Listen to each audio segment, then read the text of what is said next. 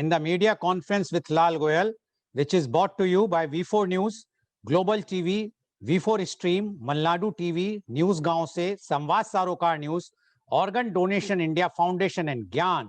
Our endeavor is to enlighten you with the current topic. And today's current topic is COVID returns, impact on underprivileged education. Now, before I will go on the topic, I would like to inform you that today is the World Veterinary Day. World Veterinary Day is celebrated on the last Saturday of April. It is observed every year to mark the importance of veterinary doctors who serve to protect animals. Currently, it is estimated that there are over 1.8 million veterinary doctors across the world. During World Veterinary Day, a number of vet initiatives takes place on all over the world, and each one of them aims to raise awareness of the important role veterinarians play while fighting for a much more sustainable future for all animals. Media conference with Lal Goel salute all the veterinarians for their hard work to serve the humanity. Now coming to the main topic, that is the COVID returns, impact on underprivileged education. Underprivileged does not have the advantages other people have. Underprivileged people usually live in poverty. A privilege is a right or an advantage, and people who are underprivileged lack such rights and advantages. Many times this word is used as a synonym for poor. People often worry about underprivileged children who are living in poverty and may not have access to healthy food or good medical care as well as education. Underprivileged children often go to the worst schools too, which is another disadvantage. The goal of universal education eludes India, even though there is now a primary school in practically every village. The rate of dropouts continues to be over 50%. The greatest casualty in the failure of our education system has been the girl child, whether in terms of enrollment, retention rates in primary school, or even participation in higher education relative to the overall enrollment rate.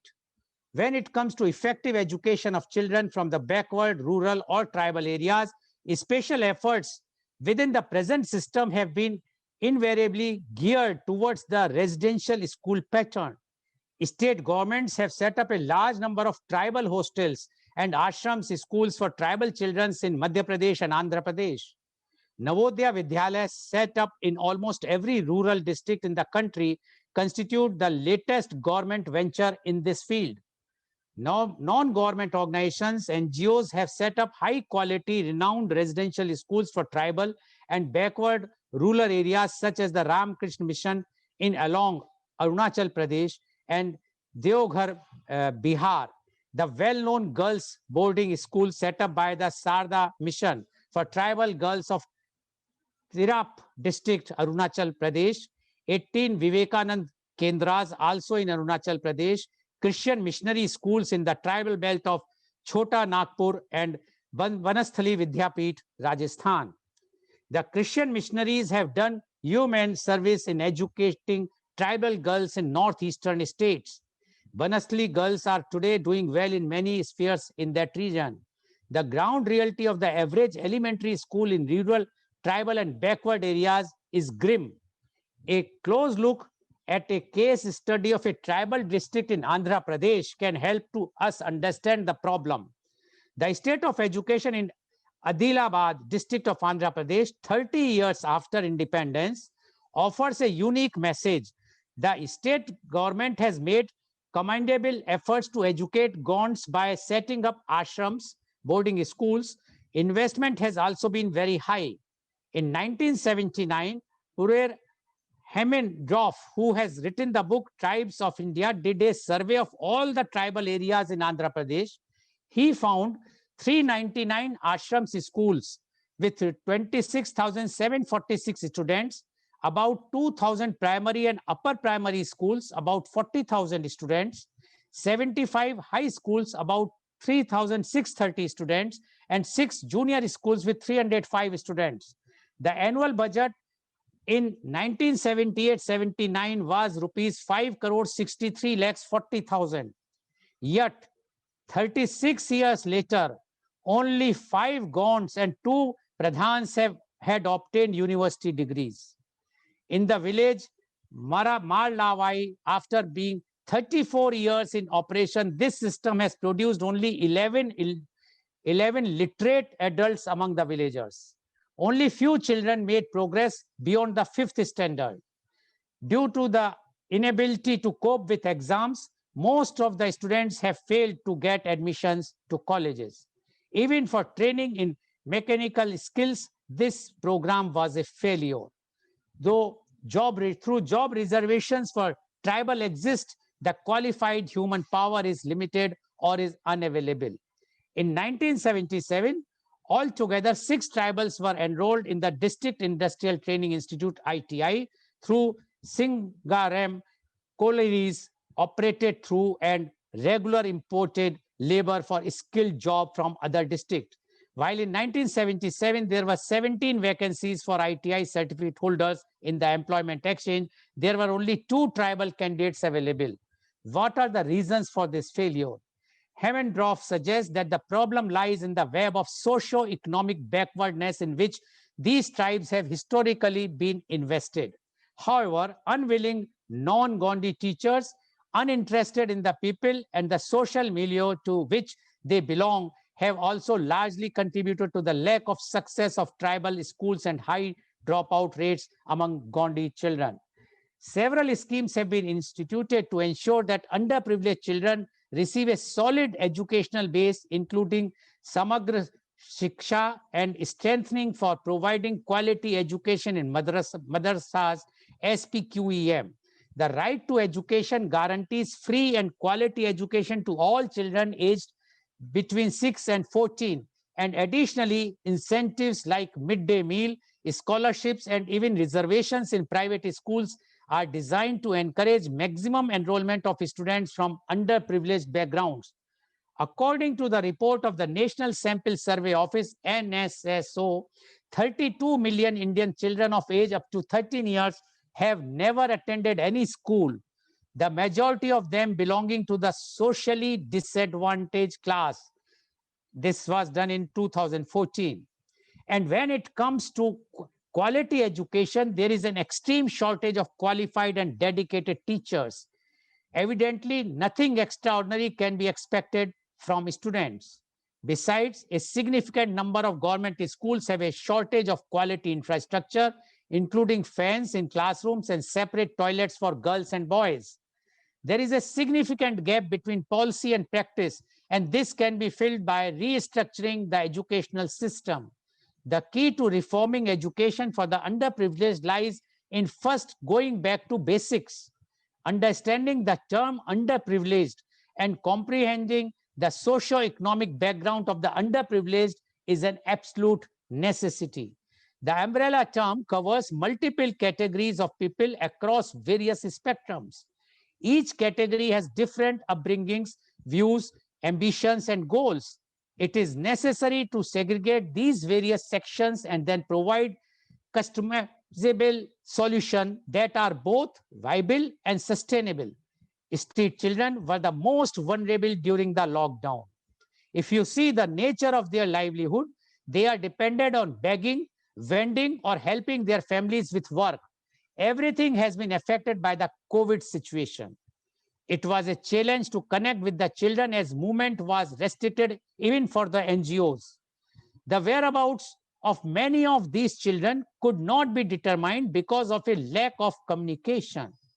It was not all well. They had developed several health problems. Many were found in unhygienic conditions with discharge in their eyes and wax in their ears.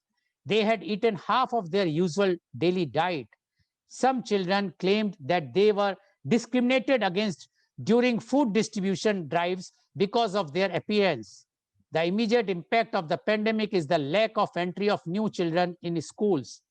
ASER, Annual Status of Education Report, which is an annual survey that aims to provide reliable annual estimates of children's schooling status and basic learning levels for each state and rural district in India, has in a recent study said that many young children have not joined school and there is a sharp jump in out-of-school children in the 6 to 10 age group. This has gone up from 1.8% in 2018 to 5.3% in 2020, and among all children up to 16 years from 4% to 5.5%. One of the reasons may that the admissions process may still not be completed due to COVID-19. But primarily, it could be that parents have decided to keep their children at home for fear of the virus or the inability to afford their education. Now, when we mentioned about COVID returns, why we mentioned the COVID returns is because till yesterday, that is on 23rd April 2021, India registered only on yesterday only 3,45,147 new cases of coronavirus, which has taken the country's cumulative tally past 1,66 lakhs cases. Yesterday, 2,622 lost their life. Thus, total death due to corona raised to 1,89,549. According to health officials, India has administered vaccine of more than 13 crores 50 lakhs doses across the country as of 23rd April 2021. Now, coming to our topic, that is COVID returns, impact on underprivileged education, we have a very elite who are having full say or authority in this field, educated, qualified, experienced panel with us. I would like to invite my first guest, and he is Professor Dr. Oman Memon.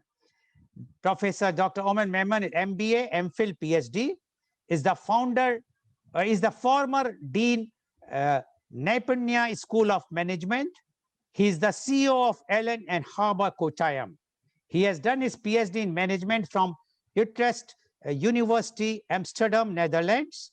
He is the visiting professor of Illinois University, USA, and University of Lund, Sweden. He is the resource person of faculty development program, trainer, management consultant.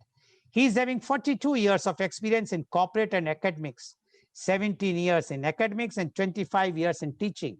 His specialized area is spiritual intelligence in management. Welcome, Professor Dr. Oman Memon on our show. Professor Dr. Oman Memon, you heard what I have mentioned.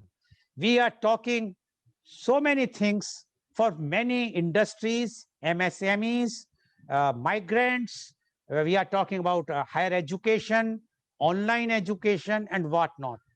But are we looking for those who are really underprivileged?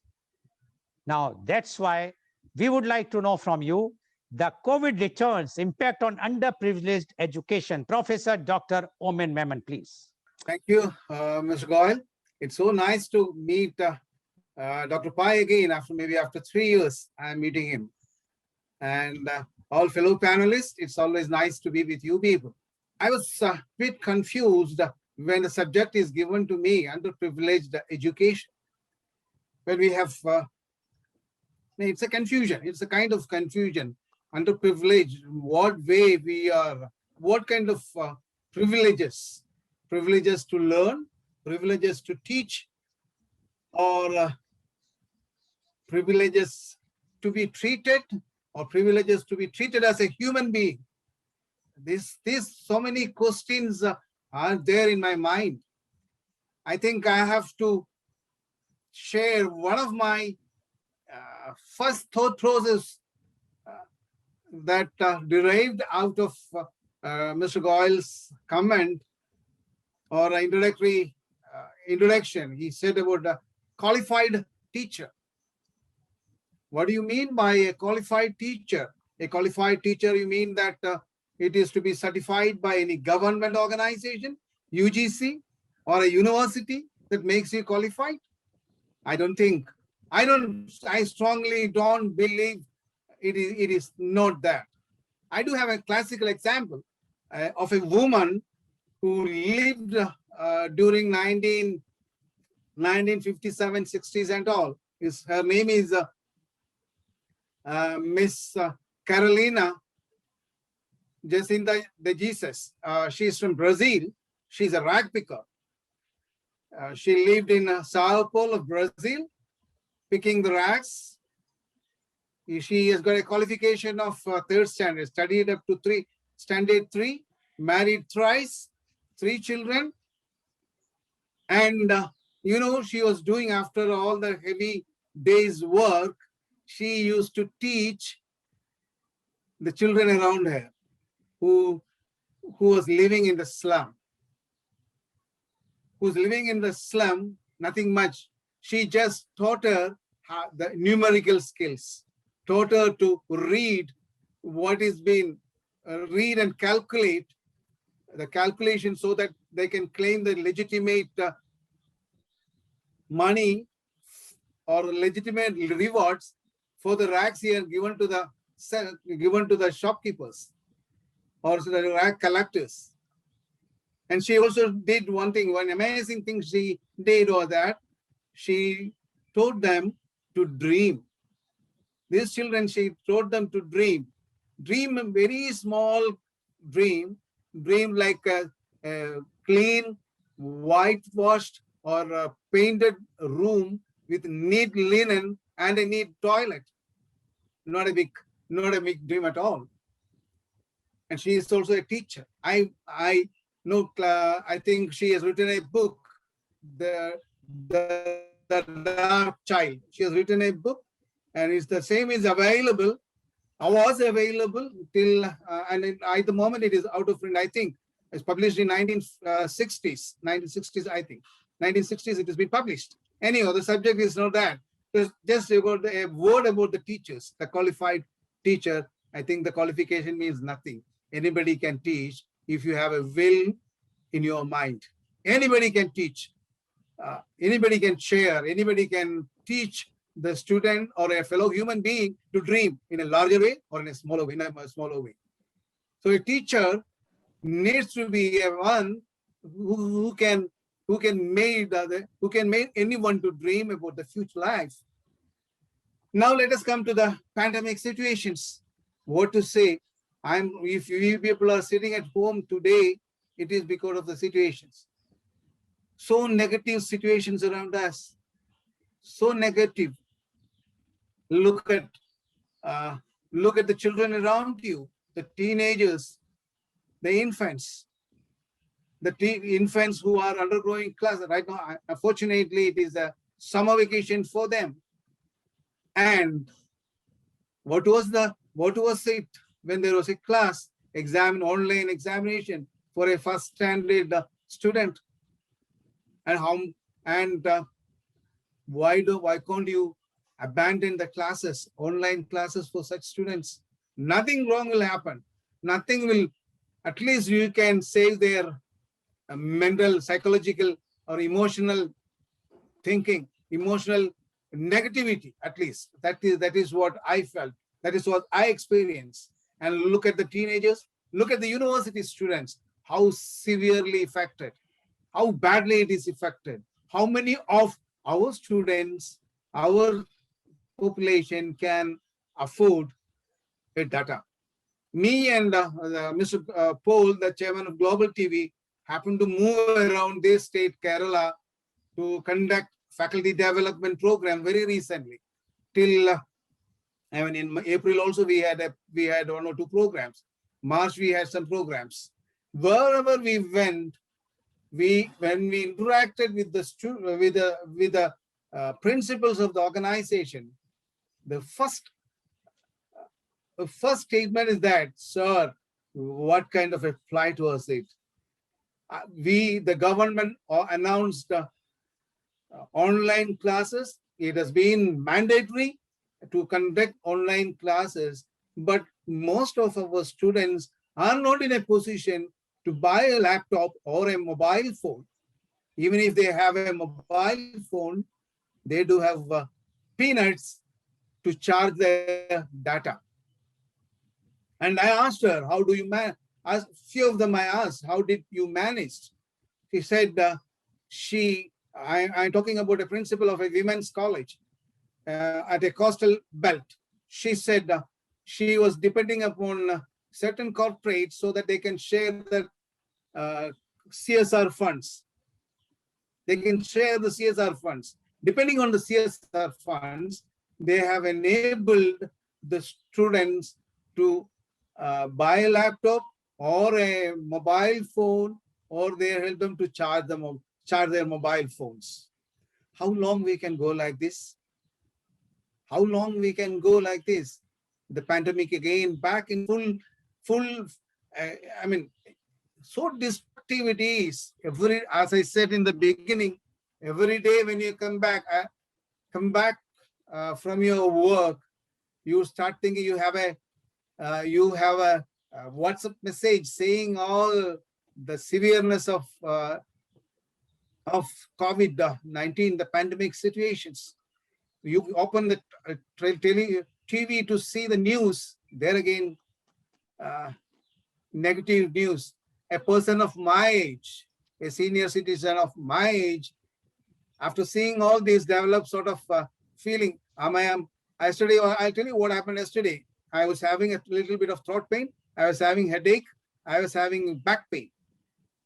Then I saw that some WhatsApp messages stating that headache, throat pain, back pain, and all can be a symptoms of coronavirus. I don't know, but I was so tensed. And I have started gargling, inhaling, and I have consumed a paracetamol tablet also. And of course, some tranquilizer so that I can sleep peacefully. This is the condition. This is nowhere related to the education sector. But when you come back to the education sector, the people around me, this infants, I can take examples of my own family, my grandchildren, but I don't want to say that. They are all, I must say, they are all little privileged because they do have these kind of gadgets, laptop or mobile phone. But when you look at, in general, when you look at it, you know, the current rate of ophthalmic problem in this country or sight problem in this country is 35%. 35% of the Indian population is having eyesight problem. What is going to happen at the end of this pandemic session when you are using regularly a laptop or a mobile very closely, keeping it closely to your face of the mobile, the children, what is going to happen? They don't have any precautions to cut the Blu-rays. Blu-rays cut specs they are not using. So what is that going to happen with them? And how many of the students have the privilege of having that kind of luxury, I must say luxury, of attending the classes? One day, if I attend the class, minimum I need to spend 20 rupees. When I have my income is zero, what will happen? When my income is zero, what will happen? When I go to the town every day to my office, I park my vehicle in a parking lot, in a municipal parking ground. It's a park.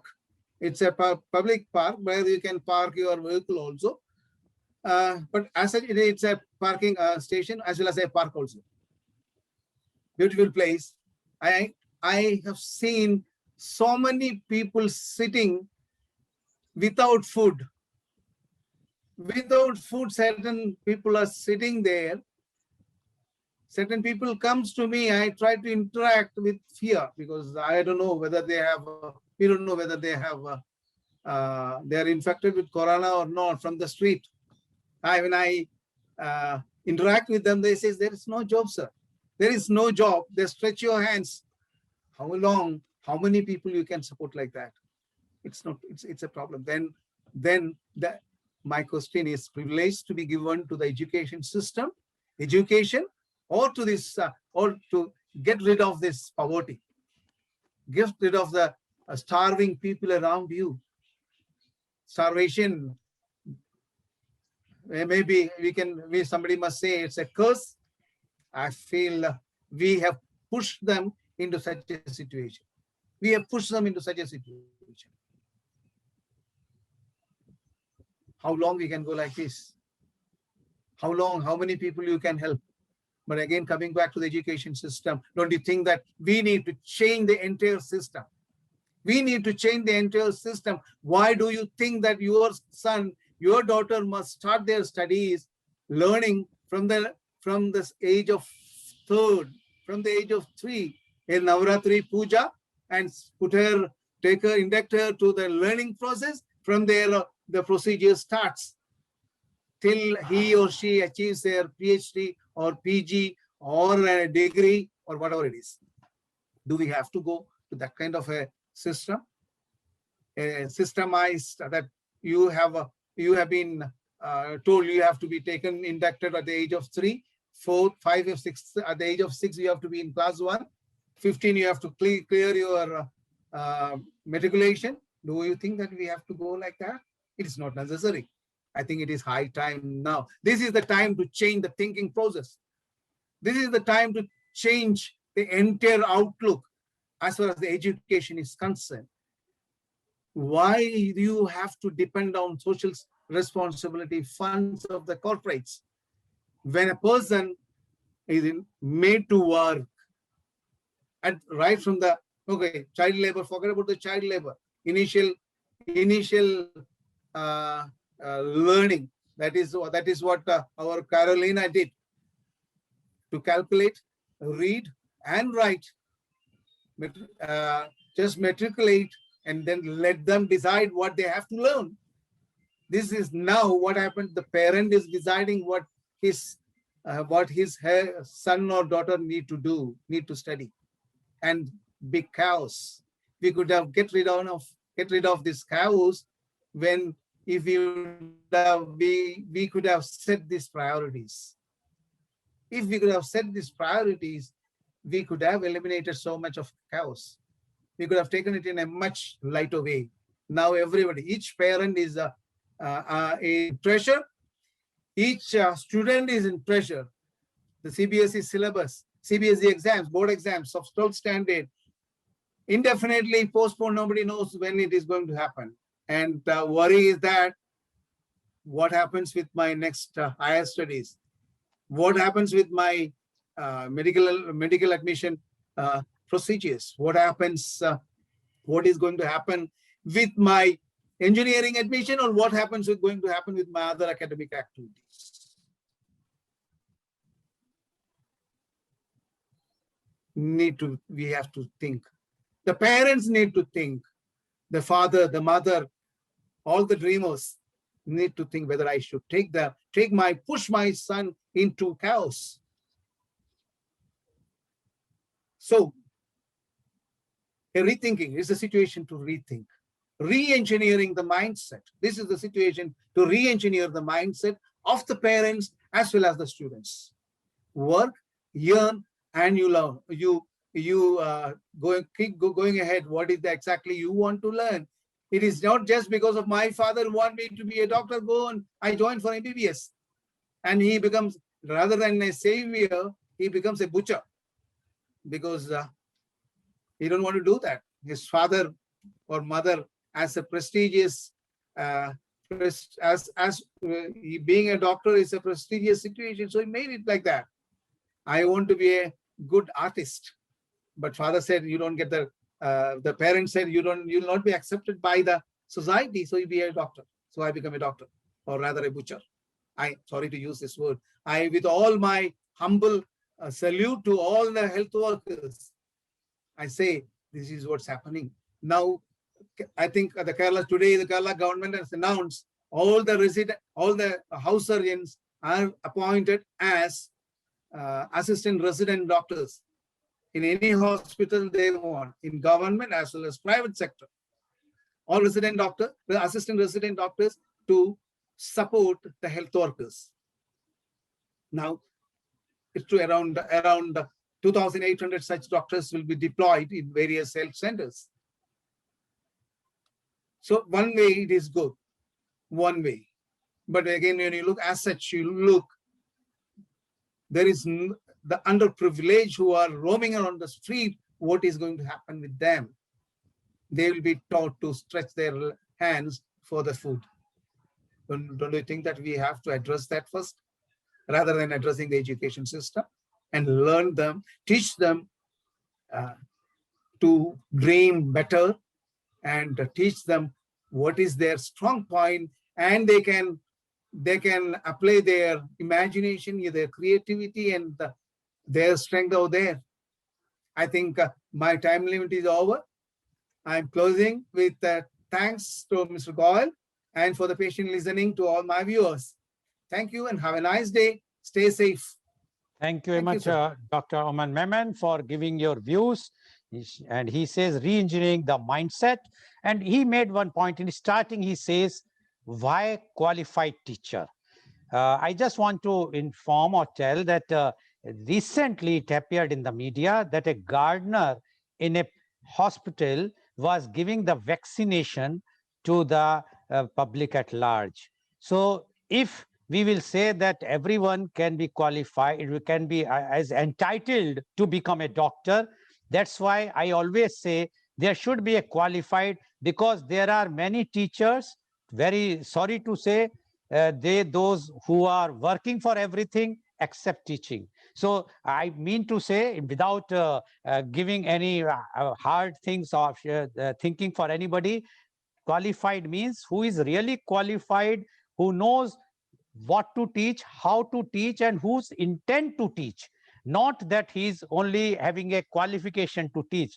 And you know very well, Dr. Oman Memon, how many teachers are not how many, but few of the teachers are like this. Black sheeps are everywhere. That's why I had nothing to say. But that's why I am using word qualified, because when a gardener can give the vaccination, what is going to happen? And we have seen even that a rabies vaccination was given instead of the COVID vaccine in one of the hospital in UP. So these things are happening. That's why we say even they have been given by the health workers, the doctors, but they are not qualified in my way. Qualification doesn't mean that they have a MA or MCom or whatnot. Anyways, now, what a very important point Dr. Oman Memon has made. And he says, you are talking of education. Talk about the poverty. First, eradicate the poverty. First, see to it that the poverty should not be there. Then they will think about education. They don't have food. They are begging. And that is a very, very critical point. When these underprivileged doesn't have the money, and especially the COVID time, when everything is closed, they can't even beg. There is nothing. They can't even do any rag picking on the road. How they are going to earn money? So his point is education is there, but how you are going to address the education when even those who have they are struggling to have more devices for the data and whatnot. So how the underprivileged can get it? Thank you very much, Dr. Oman. I definitely have a very important question to ask from you, which I am going to ask in the next round. Thank you very much, Dr. Oman. Now I'm coming to my next guest. I'm coming to my next guest, and she is Dr. Ruksana Hassan. Dr. Ruksana Hassan is a renowned psychologist, trainer, coach, motivational speaker, special educator for early childhood education and development, a specialized counselor for the drug abusers and alcoholic with an experience of 28 years in rehabilitation center. She holds a PhD in social work and humanity from USA, postgraduate in Master of Arts from Mysore University, postgraduate in diabetic health educator from St. John's, Bangalore, and postgraduate in human rights, New Delhi. Her second PhD from Mother Teresa University in counseling psychology. Presently, she is doing her third PhD in applied science from Rajasthan University. She completed her research in a project about CSW in Bangalore city under Women and Child Development, Government of Karnataka. She has done research about addictive personality, child development psychology, CDP. It was done with the Children of Observation Homes Boys, Government of Karnataka. For the outstanding service towards humanity, she was awarded Indira Priyadarshini Award. She is the nominee of Kittur Rani Chennamma, Government of Karnataka, as the best social worker. She was awarded by Art Mantram, Bangalore for Go Green Bangalore. She won Women's Achiever Award of N.A. Harris Foundation, Bangalore. She has presented her papers at many international conferences at Turkey, Istanbul University, and Egypt, trained teachers in Delhi, Mumbai, Chennai, Hyderabad, Pune, and all over Karnataka. She was the counselor in charge of Karnataka State Counseling Center as an advisor for the Karnataka State Minority Commission 2011-12, and also has designed pilot project for the Government of India and Government of Karnataka. She is the founder chairperson of the first rehabilitation center. She is the first minority woman in India to have started such a unique, challenging program. She designed mobile computer and training units with the help of Ministry of Labor, which benefits for the minority girls and who are denied education for various reasons. Her title is Smiley Girl of the Town. She builds a new town in the darkest dusk just with positive smile. Welcome, Dr. Ruksana Hassan on our show. Dr. Ruksana Hassan, please unmute yourself. You have heard what Professor Dr. Oman Memon has mentioned. And he says, instead of talking about education, talk about poverty. He says so much poverty is there. It was earlier it was said curse. It is not curse. We have made it. We have created this thing. So much divide, and they are underprivileged. And if they are underprivileged, and we are right now during the COVID time, we are talking about the education. Talk about their food. They talk about their stay, shelter. Those things are not being addressed. And we are talking about education. So now I would like to know, because you have worked with very closely with underprivileged. And that's why now I would like to know from you the COVID returns impact on underprivileged education. JC, Dr. Ruksana Hassan, please. A very good morning to all of you, to all the panelists, to all the viewers. And my big salute to all the veterinary doctors, as it is a day for them. Am I audible? Now you are audible and visible, but your net is weak, Yes. Dr. Hassan. So please go ahead. Yeah, please go ahead. Yes. Okay. Am I audible? Yes, please. Okay.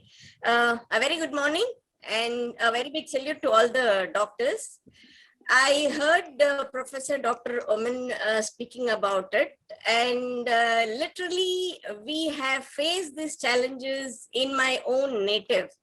That is why when he was telling, I was just into tears, going back to those days, distributing food kits, the ration kits to every individual's house.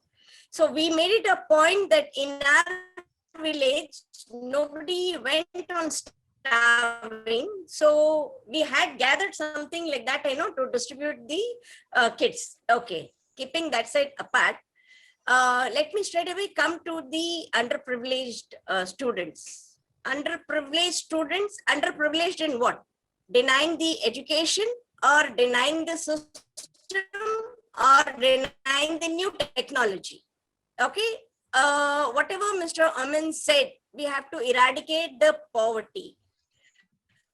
Poverty is not a new thing for Indians, that ourselves that we are a very big failure, that in spite of so many years of independence, in spite of, if I have to take the 80-20 ratio, okay, 80% of the population and the 20% of the population, in the same set of time after the independence, how is that this 20% was so high and the 80% was still here? So this is what we have to understand. So that we have to accept ourselves that the 80-20 ratio itself shows that we are a failure in eradicating. Forget about eradicating, even addressing it in a proper way. We have addressed it. Many NGOs have addressed, the government has addressed.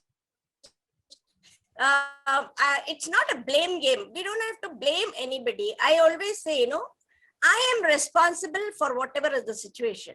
If each one starts telling this, that I am responsible, I think we can start addressing it. We can't eradicate 100%, we can't eradicate, or 100% we can't address the problem. But that I stay in a place, okay, and the surrounding kilometers, the radius kilometers of 5, can I address the situation there? The moment I start addressing the situation there, I think the 5 kilometers, I am addressing it, not eradicating it. So what was my thing, what I have done? See, when Mr. Goel said that my pilot project for Ministry of Labor, the pilot project, what I did, we are talking about underprivileged education system at this COVID time. But I have addressed this problem before the COVID time. That was the time with the help of the regional director, S.J. Amalan, from Ministry of Labor. We had planned for the students who were not able to come from the villages to the cities to attend the skill training or to the schools and colleges. We started a mobile van, a mobile bus where all the equipments were there, and it was in second-hand bus what I had purchased and designed that bus into a classroom. The first 10 seats where 20 students were occupied were the sitting class, and the half of the bus I had made it as a training unit. So this was a mobile training center what we had started, so that this mobile training bus will drive down to the village, station it in one of the place where there is a plug point, and then all the villages from nearby walkable distance, they would walk in. So that was the first pilot project what I did. Now, coming to the pandemic situation, what did I do? In this pandemic situation, I think each one of us had to learn a learning lesson, ki what exactly is my role? What is my role today and what is my role tomorrow? In this pandemic situation, I was a child psychologist, I was a family counselor, I was a teacher, I was a trainer, I was an advisor to the management. So keeping these 5 roles, I have a vast experience from the management to the parents. End of this entire system, we are giving the end outcome to the student. Have we been successful in giving it? Where did we lag? In the first month, it was a learning situation. Second month, why did I perform well? Third month, why didn't I make it a little bit a better ways? These are the few questions what we have to ask ourselves. Why were the children denied education? And today we have put into an adjective of underprivileged. As an educationist, what was my role? As a teacher, what was my role? It was very sad to see the government teachers were made to sit in the toll booths, in the poll booths, visit the villages without any precautions, where many teachers were positive. Was it that the government or the implementing authorities not aware, or were they not knowing that how I should use the teacher? My simple advice for the management was, if supposing I'm in an area named A, in the area named A, there were about 10 students. If I'm in area A, please don't send me to area B. Utilize me in the area A and see that I give the education to these 10 children. Many had laptops, many had mobile phones, many had other gadgets to, tabs and other gadgets to log in.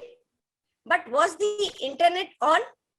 Was the data providing them the better quality? Was the parent responsible for it? I have seen so many parents that, the child is sleeping. The child does not know what it is. It just comes and say, oh, off the camera. So they were not knowing how to do it. They also didn't take that, the much advantage what the technology gave. The government had to follow the social entrepreneur ways like Byju's. Like, I'll just give one classical example of Byju's. How they are able to reach so many students who are paying in thousands. the bureaucracy, the management, the educationists had to approach and see that the same thousands of rupees education was done in hundreds. That was one way. And the other way, I said that one teacher A, is being in an area called A, let her just get utilized there. And honestly speaking, the parents who are parents after 2000, 2005 and 2010. So 2000, 2005, 2010, these three parents, okay, whose child may be about 21, whose child of parents, what I would like to, what I have given them the education, started telling the parent how he or she can give quality time to the child and see that the child studies the chapter, knows what is the subject. So this was the another way what I had approached the parents to give them, yes, underprivileged students were addressed in this way. Okay, if I have to tell, the government is responsible, the school is responsible, the school is taking so much of fees. This is all just a blame game. Stop the blame game. Unless and until I don't stop the blame game, thus we are not going to address any of this situation. Whether it is education, whether it is health, whether it is poverty, whether it is anything else. Like for another classical example, what I can give, how we can reach people. Swachh Bharat. When the thing came up with Swachh Bharat, how each one of us were addressed. How many toilets were built? The whole of India. It was on the globe for this thing. The same they could have started after 3 months.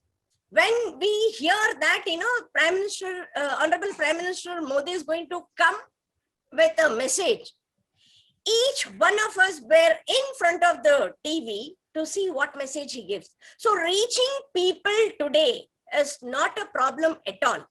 This is what I have learned and this is what I have been teaching. I had, as I said, I had the opportunity to meet the students, to meet, even when this topic came up yesterday, I would like to mention about one such of my student, Khatija Mohsina from Ideal School, Edapada. I just told her to write an essay. I tell you, Lal Goel, the way she has picked up a 10th standard student, the way she has picked up the points, the way she has written, I was not able to think.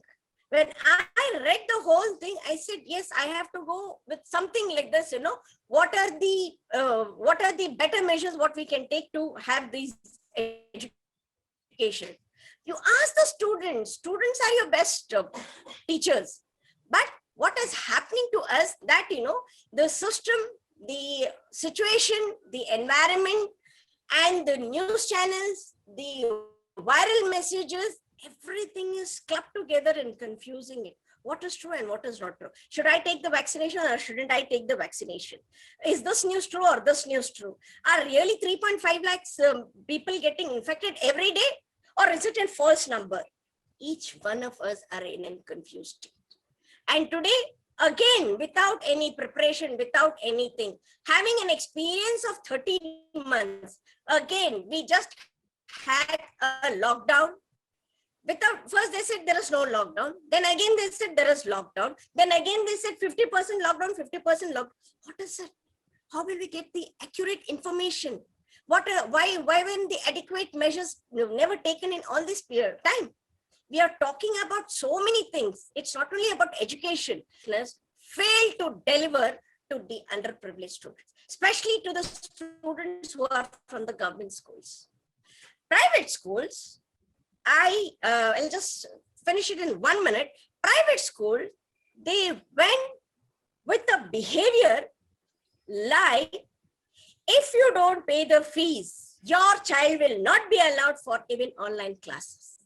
Under which exclamation mark should I put this?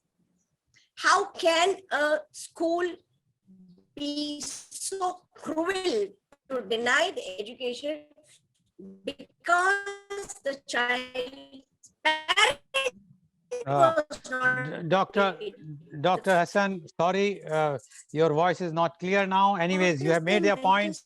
sorry, today, thing what the child has. Oh, my parent doesn't have parents. Dr. Hassan, sorry, because the your voice is breaking and the net is weak, and I have to inform my viewers that it is not only the in Karnataka, but in Kerala also they are facing lots of problems of the net issues because of the curfews for which has been imposed from Friday evening to Monday morning. So this is a technical problem. I don't understand if the curfew is on, why the net is giving problem. Either it's something purposely or it is really a technical, but it's across the board because Dr. Hassan is from Karnataka and Dr. Omen is from Kerala, and everyone is facing net problem. Anyway, thank you very much, Dr. Hassan, for making a point. One point which I would like to highlight, which she says about the bijus. Yes, it has reached to everyone because they have used a model called Shah Rukh Khan. The Swachh Bharat used to reach everywhere, where our Honorable Prime Minister was there. But for the underprivileged education, we don't have any such type of model. We don't have Honorable Prime Minister. Until we will not have someone who will be talking about the underprivileged class, then we cannot think for even giving the education. As Dr. Oman rightly said, first to remove the poverty, then come to the education. But what to do? We have to think of each and everyone. Now I'm going, thank you very much, Dr. Hassan. Please try to set your net properly so that I can ask the question which is very much needed. So please shift from one place to another place. Go to a, you can't go outside of your home, but if you have some place where you can go in a garden, in your adjacent, in your house only, go in that place, see if the net is working. This is the situation, and online education is on. When the people are not getting the net, how the online education can work in India? This is the pathetic condition of our infrastructure. Anyway, that is a separate topic which we are going to raise in the. Now I'm coming to my next. I would like to invite my next guest, and I would like to introduce him. He is Dr. Janeshwar Pai Marur. Dr. Pai is MBA, MPhil, PhD. He is a professor of Justice K.S. Hegde Institute of Management, NITTE. He has qualified KSET management examinations conducted by University of Mysore in 2013. He has over 18 years of industry teaching and research experience. He has worked as lecturer at SDM College of Business Management and Postgraduate Center for Management Studies and Research, Mangaluru from 2003 to 6. He has worked with JP Morgan Chase Bank in India and Newark, Delaware, USA corporate office from 2006 to 2012. His teaching and research areas include behavioral and corporate finance, enterprise risk management, and corporation taxation, and has a strong exposure in practical knowledge of various statistical packages such as SPSS, MAT Lab, etc. He has published research papers in national and international journals and also presented research papers in various national and international conferences, seminars, and workshops. He is a life member of Indian Institute of Banking and Finance, IIBF, Mumbai Management Teachers Consortium Global, MTC Global, Bengaluru, International Association of Academicians and Researchers, INAAR, Pune, Indian Academicians and Researchers Association, IARA, Assam, and Federation of Indian Professional Trainers, FIPT, New Delhi. Welcome, Dr. Pai, on our show. Dr. Janeshwar Pai, you have heard Professor Dr. Omen Memon as well as Dr. Ruksana Hassan. Both were saying one thing, and that is that we are talking about the education of underprivileged, but what is the condition of underprivileged, and especially during the COVID time when they don't have anything even to fill up their stomach. And there was a media report which says those, even where the government is distributing the free, or the NGOs are distributing free food, these underprivileged children are asked to be in the last in the queue because of their dirty appearance, their not properly combed hairs, and these things. And in that case also many times they are not getting even the food because of they are last in the last in the queue. Forget about education. Now we are talking about education. So we would like to know the COVID returns impact on underprivileged education. Dr. Janeshwar Pai Marur, please. Respected Shri Lal Goel ji, other senior academicians in this panel, good morning. I've heard my senior friend Dr. Omen Memon and Dr. Ruksana. So let me put my points on this particular topic. So let me go straight to the Constitution of India. Now, the Constitution of India in Article 46 has directed the state to promote with special requirements of marginalized or underprivileged sections of the people, in particular that of the social scheduled castes and scheduled tribes, which we call as STs and the STs or the Dalits. Now, I don't want to politicize this issue, but let me tell you that substantial reduction in the education budget from the current government, Modi government, over the past 5 years has reduced allocations for scholarships given to these underprivileged communities, has affected the ability of the underprivileged children to be in this particular education system. And this is evident from the research which I've done from the government data between 2015 to 2020. Now, we are in the midst of global health crisis, and many economists describe this as the greatest economic downturn since the Great Depression of 1920s. Now, according to WHO, it is expected to starve the human race for a very, very long time. Now, to a naked eye, we might say that the virus is indiscriminate, right? It has affected the old and the young. It has affected wealthy and the impoverished, urban as well as the rural. Let me tell you, it has even impacted the world's richest countries first, and it has hit them hard as well. For every human being, it has brought life to a halt, right? Now, let us go and see the other darker area. The darker reality is that it has always lurked the underprivileged or the vulnerable citizens of the country. And this is very true in a country like India. And they are the ones who have always faced the brunt of India's massive inequalities. And they are going to suffer the most of the pandemic lasting effects, right? Now, we have to be very clear as to who am I referring to as the underprivileged, right? So the marginalized or the underprivileged citizens or the socially excluded are the ones whose plight has brought to horrifying stories. What is the story of an SC or an ST or a PWD or a sexual minority? These are the ones who are relegated to the fringes of society due to their lack of access to rights, resources, and the opportunities. Now, let me tell you, most of the underprivileged people are right now out of their business, or they've lost their jobs, or they do not have any social safety net right now, right? Now, let me go and talk about statistics here. According to the World Bank, around 53% of young people in the low and middle income countries live in learning poverty. I'm tossing a new point here, learning poverty. Now, the closure of schools, a measure taken everywhere by almost all the governments, including India, to facilitate physical distancing and to reduce the risk of contamination, is worsening this crisis and making it impossible to reach the goal of halving. In fact, every country wants to halve this learning poverty by 2030. Now, out of 1.6 billion children and young students who have been confined to their homes, are likely that they are unable to catch up, or in worst case, they will decide never ever return or go back to school again. Now, let us see the situation in India. So in India, underprivileged communities such as the scheduled castes and the scheduled tribes make almost 25.2. This, I'm going by the 2011 census, 25.2 of the country's population. But when it comes to education, only 20% of the underprivileged communities are educated as per the 2011 census. Now, fees hikes would make the education even more inaccessible to them, right? Now, digital online learning has replaced. I'm a teacher, and the digital online learning has almost replaced my chalk and duster method, traditional teaching learning process during the pandemic and first wave as well as the second wave of COVID-19. Now, it is really going to demotivate or penalize the marginalized, the vulnerable, the underrepresented, and the minority students communities, leading to their dropping out from the fold of education.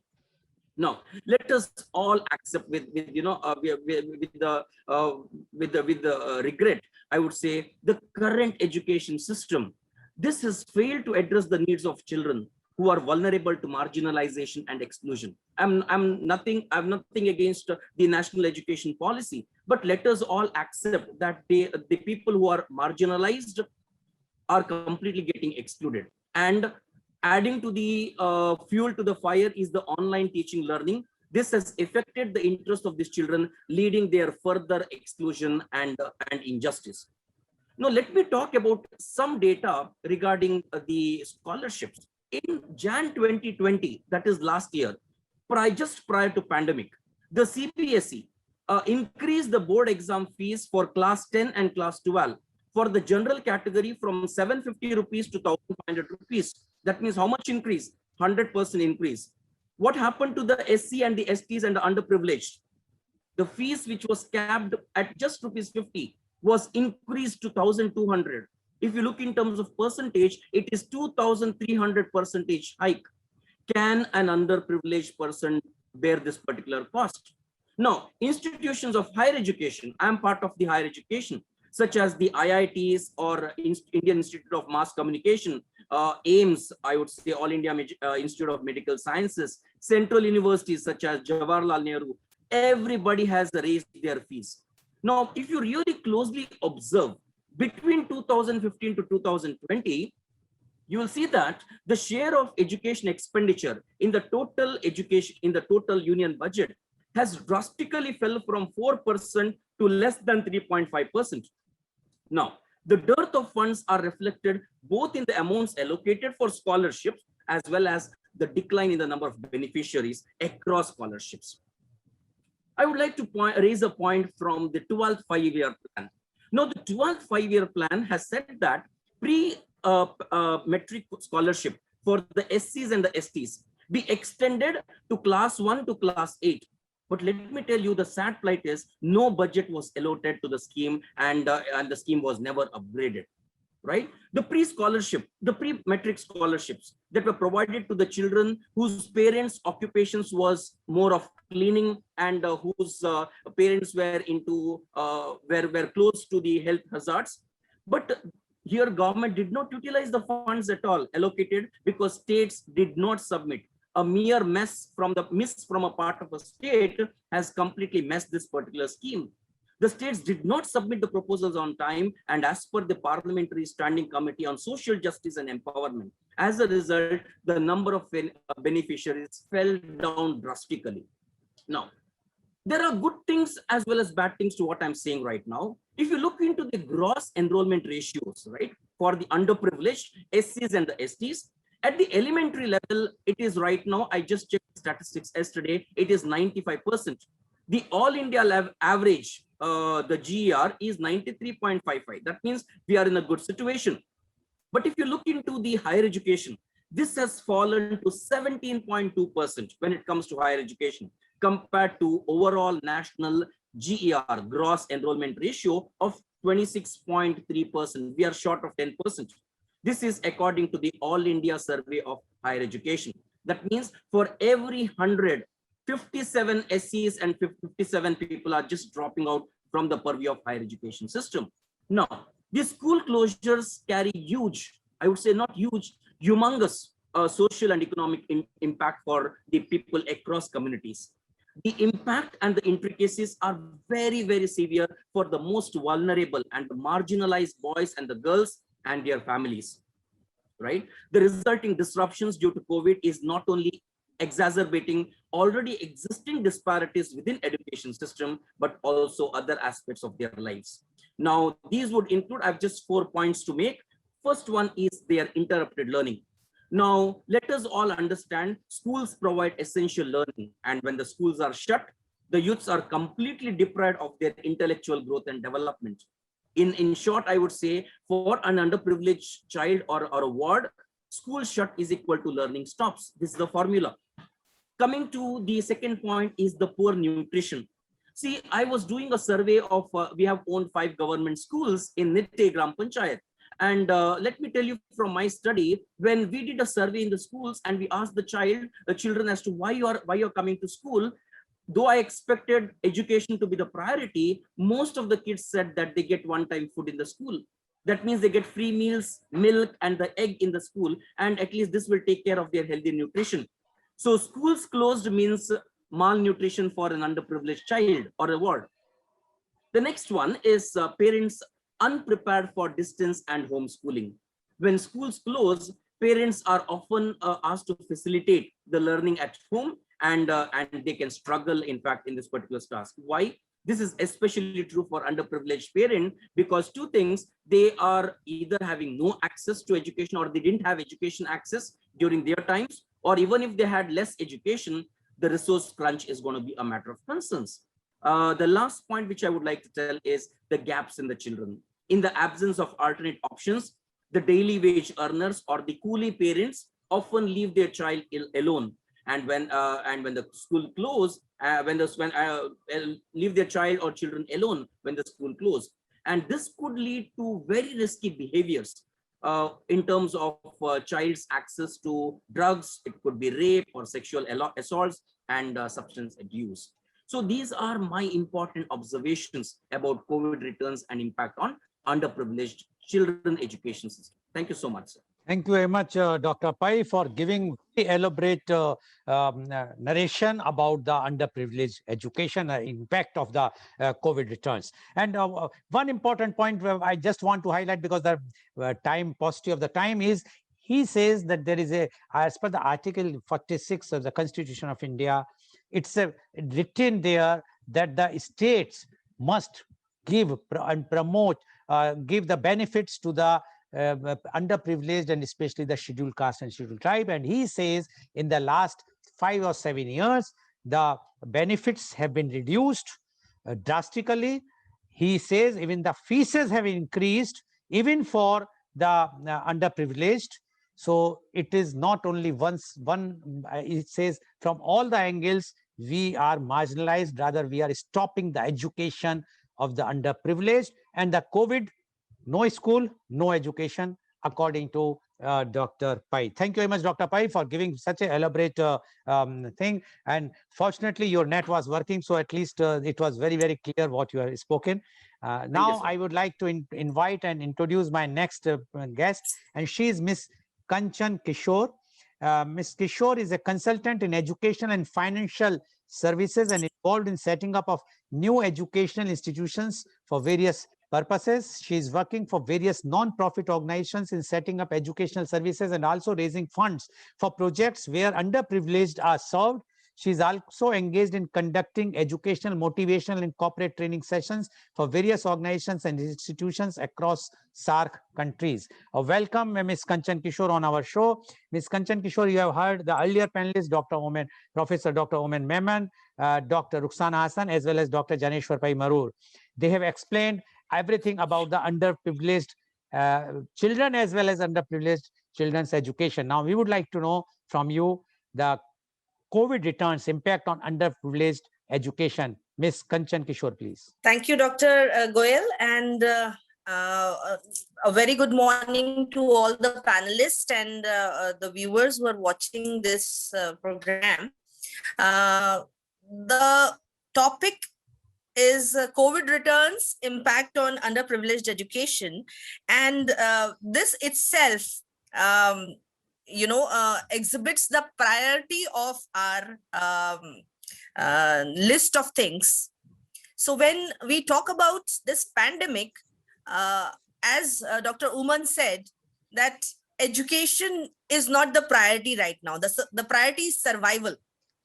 And in my whole experience with working with corporates and organizations who are setting up new educational institutes, many of them are for underprivileged section, and I personally is also a part of various NGOs based in my city, where as a part of CSR activity or as a part of social entrepreneurship, people have set up educational institutes for underprivileged, for rag pickers, for domestic helps children. We have got a lot of educational support system. But when we talk about this pandemic situation, my whole experience says that right now the question is of survival instead of education. And it has always been there.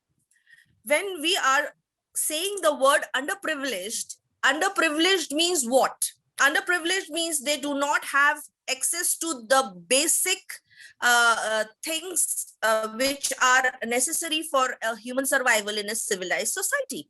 Underprivileged means they do not have access to good schools, because as a welfare society, we have government who's working for underprivileged section in a very big ratio. And then we have NGOs, and all this has a kind of philosophy where you know that you are serving underprivileged.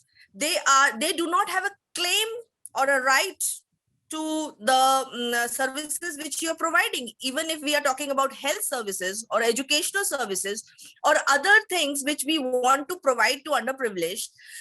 Everybody of us has this in our mind that they are underprivileged. That is not their right, and we are serving them, we are giving them a favor by doing it. So this mentality, I think, because of my experience, I can say that this mentality is the root problem of all these situations. When we are working, like as in India, so about all the other SAARC countries, everybody around the world is fighting with pandemic, and there are shortage of funds, shortage of resources for medical services and help on priority. Then comes the education. So in all the SAARC countries where I am working, I have seen this, that the government has, because of the political, because of the social pressure, because of the expectation from the government, that education has to continue. But please answer one simple question. If there is a question of survival, how does making education mandatory in this pandemic time is more important than anything else than survival? Can't we as a society, as Dr. Uman said, can't we as a society hold on our few of the expectations which are not priority right now? If we talk about the history, 80:20 ratio is always there in all the societies, and history has shown that when before independence, only few people were privileged to go to London or to go abroad and become barristers or doctors and come back to India. So that 80:20 ratio has still prevailed after independence also. But the expectation of the society has increased incredibly. Earlier, people were more concerned about the value system. Now, after independence, 70-75 years of independence, we as a society have got the habit of expecting everything in a very fast forward manner. We expect government to do everything, but as a society member, not many of us are willing to go out of our comfort zone and do something for the underprivileged. When we talk about underprivileged, we as a society think that it is not their right. So as an individual of a society, we should come together. I'm talking about NGOs also. In NGOs also, not everybody is of that same mindset that we have to bring these underprivileged people above and handhold them and make them competent. It is a kind of, because NGO is run by few people and then there are employees in it. So the basic mindset of the society I have found in these years is that we think we are doing a favor by serving them. So this concept of underprivileged has to be defined. And if during these many years of our independence, if we have failed as a system to bring these people, underprivileged means people who are poor, those who are below poverty line, those who are struggling for the basic resources of food and shelter, health services, socio-economic standing. So if we are talking about underprivileged, then as a society, apart from just the government, because the government is also a part of society, the government officers, why government schools are not offering very good education? we are talking about online education system. Many of the government teachers, they were not trained to conduct online training classes, but they were given the target of collecting students and show that, by screenshots, how many students were attending the classes. Now, all of a sudden, a government teacher is giving the responsibility of collecting 65 students of her class and show the screenshot that they were present. And this was made the criteria of her performance appraisal. Now, see, all these things are so quick because of pandemic that people are doing everything possible just to prove their productivity. And the challenge of education has taken a backseat. It is all about filling the numbers, which is there in health sector also, which is there in social public distribution network system also, and which is there in education sector also. This is not aloof from other systems. So my point is that if we are talking about education, impact of education because of COVID in underprivileged, I must say that underprivileged is a bigger challenge. Being underprivileged is a bigger challenge, and we as a society have to first work to make them privileged part of the society. At least their basic human rights for survival should be addressed not only by the government but by the society as well. Why the working conditions of our house helps is so poor that they cannot afford the net charges, the internet connecting charges for their children. My house help was, my house help has 2 sons, and they are studying in government schools. The teacher gave them, a mandate that you have to connect to the classroom. Now, my house help had got 1 Android phone, and the classes were on the same time, different classes on the same time. Now, you tell me that how can a domestic help afford to have 2 Android phones with proper net facility and give it to her children so that the government mandate of conducting online classes is achieved? So we have to find out first the solution, why these underprivileged have remained underprivileged for so long. How as a society we can, come forward and help them in their basic necessities instead of just blaming the government. Because I think we as a society, we have to first transform our way of thinking about seeing the things, and then expecting first the government and then the other people to bring the change, and not making ourselves responsible for bringing the change. That is the thing. Thank you very much, Ms. Kanchan Kishore, for defending the government, defending indefensible, because after all, the government, it's a liability or the duty of the government to give, see to it the underprivileged will get everything. It's not the, yes, we as a civil society, we also supposed to do it, but why not the government? Or the government duties only to conduct elections, organize Kumbh Melas, or only those are the priorities, or construction of a statue, or construction of a stadium, or construction of temple, not the hospitals. What is happening today in the country? And we are defending, we are saying the underprivileged, it's not the fault of any government, it's the fault of the civil society. Anyways, I will be coming to a tough question to you on this topic afterwards. Now my question goes to Professor Dr. Omen. He is joined. Please unmute yourself, Professor Dr. Omen. Professor Dr. Omen, can you hear me? No, I think your net is not working. Dr. Ruksana Hassan, are you there? Please switch on if you are, whosoever. Yes, yes, Dr. Ruksana Hassan. Now I am asking you the question, what lesson we learned from last year pandemic? We are talking from last year. Pandemic was on, and in somewhere in August or so, our honorable health minister announced that because of our honorable prime minister, we have conquered the pandemic. Now we are very comfortable. We are the only country in the world, and we have not learned anything. When it was, and it is fact, we have conquered the pandemic the way no other countries would have done. But in spite of that, we have not done anything to see to it that what is the condition of underprivileged. just think, I have seen personally in Mumbai, there is a pavement classes going on. The NGOs are working on the pavement, on the streets, where on the side of the roads, where the rag pickers or those who are underprivileged, they are teaching.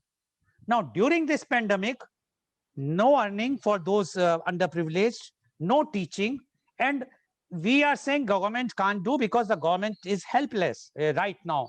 I am asking you, why? What lessons we have learned? You as an NGO, what lessons we have learned? Or we thought now we have defeated, forget. Now we are again involved in all those activities which are not at all on priority. Same thing happened in other countries. It's not like this. I can give you example of UK. UK also had this problem. They have more cases income if you see the ratio, but they were paying 80% the salary to everybody, even to the private sector. The government was paying. That is why the government is responsible, not the civil society. My question is this: why our government failed and what lessons we have not learned? Dr. Ruksana Hassan. If I have to just tell it in few words. Only few words. On 1 minute only to you. Yeah. Yes, it was just the denial. The first thing is the denial that, we don't have that big problem. That was the reason that, so many crores were spent on all the other events, whatever you have mentioned. It was just the denial. Unless and until you don't accept it, the denial is the bigger disease than the acceptance. Denial is the only thing what we have learned. Okay. Okay. Thank you very much. Dr. Pai, my question to you is, when we cannot give the privileged, the underprivileged the education, government should say only this year the privileged will get the education, no education for underprivileged, or declare as a 0 year for education. Either one thing. Don't be a double standard. What is happening? Online education is only for few elite, moneyed people, those who are staying in urban metro cities. What about the rural? 70% the students are in from rural area, no internet. And you have seen the today's condition of net, what is happening today, what is going. So either declare a 0 year for education. So the problem is that if I am not going to give the CBSE exam, what will be my future for my university exam? Nothing, everything is 0 year. Or declare only privileged are entitled for the education. Till the pandemic is over, it will take 1 year, 2 year, 3 year, no education for underprivileged. What do you say about this, Dr. Pai? 1 minute only. Sir, regarding announcement of year as a 0 academic year or giving priority only for the privileged people. See, my concern is this will widen the gap between the privileged and the underprivileged. You cannot tend to discriminate. Already the underprivileged people are enough discriminated. I think if we are going to give education for the privileged and underprivileged are going to be again excluded, the gap will be widened. That's not possible. Again, I said, though the underprivileged people account for 25.2% of the India's population, the education access is only 20% of the population. So the gap will be widened. So it is not at all possible. And what I would say the current government should do is controlling COVID by announcing lockdown is not at all a big deal. If you take care of communities which are getting hit hard, people will not revolt, resist, or retaliate. Right? I would like to tell one thing to conclude. How many underprivileged communities have been the beneficiaries of the 20 lakh crore project, which was announced by the Honorable Prime Minister last year? That's my. So government, and when it comes to state, the government's lack of preparations, food security is not done, public health and facilities are not well established, the job security, the jobs, the SMEs are not being supported by the government. So these are some of the things. Okay, thank you very much, Dr. Pai. Now my question is to Ms. Kanchan Kishore. Ms. Kanchan Kishore, do you think we as a civil society failed to do our duty during the pandemic, or government priorities are not for the underprivileged? The priorities are for rich people, corporate houses. They have given on the record, on the media, Mr. Adhar Poonawalla has mentioned very clearly that he is making money, he is making profit, even in 150 rupees of vaccine. Instead of 150, now the state government has to pay 400 rupees and the private hospital has to pay 600 rupees per dose. How much percentage of profit we are giving to a corporate house, and we are not talking of the underprivileged. What do you say? 1 minute, please. Yes, Dr. Goel, my earlier submission was also that government should not be held responsible because you, me, and our family members are also the people who are running the government. Somewhere government officers and government system is from the society itself. So if I'm talking about, yes, you are correct when you say that government is not helping underprivileged. That also implies that we as a civil society are not doing our part. Of course, many NGOs, many people who have got the social responsibility in themselves are doing their more than their bit to help underprivileged. But when we talk about government, people from this society are working in government, and the mindset of those people are not at all favorable for underprivileged. And they make opportunity out of this disaster also.